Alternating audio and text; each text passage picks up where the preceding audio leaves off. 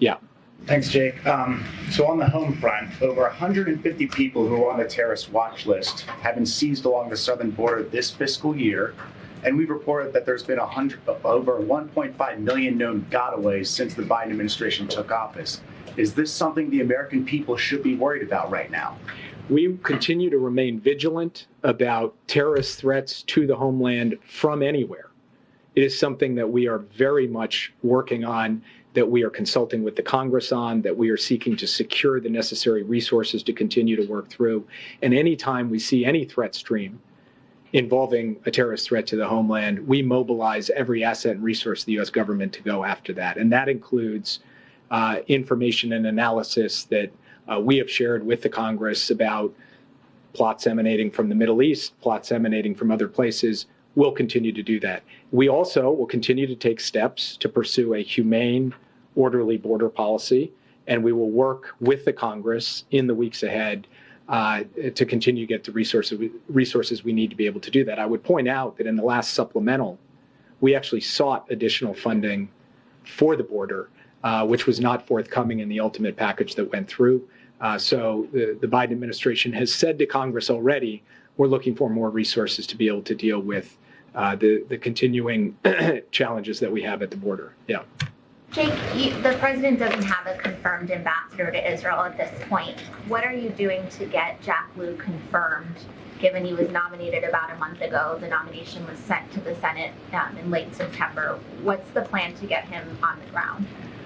Well, first, the Senate is coming back into session next week. Second, when they do, we are going to work with both Democrats and Republicans, and particularly the leaders on both sides and the chair and ranking of the Senate Foreign Relations Committee to make that happen as soon as humanly possible, and then get him out to the region immediately thereafter. Is that your top priority when Congress returns, apart from the aid requests that you're talking about?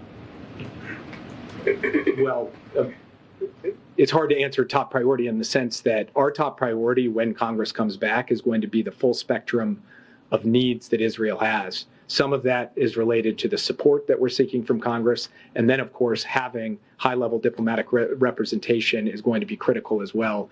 So we will move urgently on that the minute that they come back. Yeah. One of the things earlier, I'm sorry, can you just clarify your answer? Sorry, yeah. Just one question. Can you just give us where things stand with the normalization deal? Is that on hold now? Is there any progress? Do you see any progress with that? So we are right now focused on dealing with the immediate challenge that we are confronting and that Israel is confronting. And so I'm not going to give a characterization on the state of play on normalization. It's not on hold, but obviously over the last 4 days, all of our attention with respect to our support for Israel has been focused squarely on this conflict, on this heinous, brutal attack, and on helping Israel be able to defend itself. We're going to continue to try to do that. Can you just clarify your answer here? Yes. You and the president have both compared Hamas to ISIS. What does that say about the U.S. approach to Hamas going forward? Well, we have labeled Hamas a terrorist group for years, if not decades. And we have consistently supported Israel in its efforts to fight back against and undermine Hamas, and we will continue to do so. In the immediate term, what it means is working with Israel to ensure that they are able to go after that Hamas threat in Gaza effectively, relentlessly, and to the point where they feel that their security and their deterrence has been fully restored. Yeah. Can I just ask real quick? I'm sorry. Mr. Sullivan, are you concerned at all that those who are here in the U.S., terrorists who are here in the U.S., may be emboldened by what's happening now?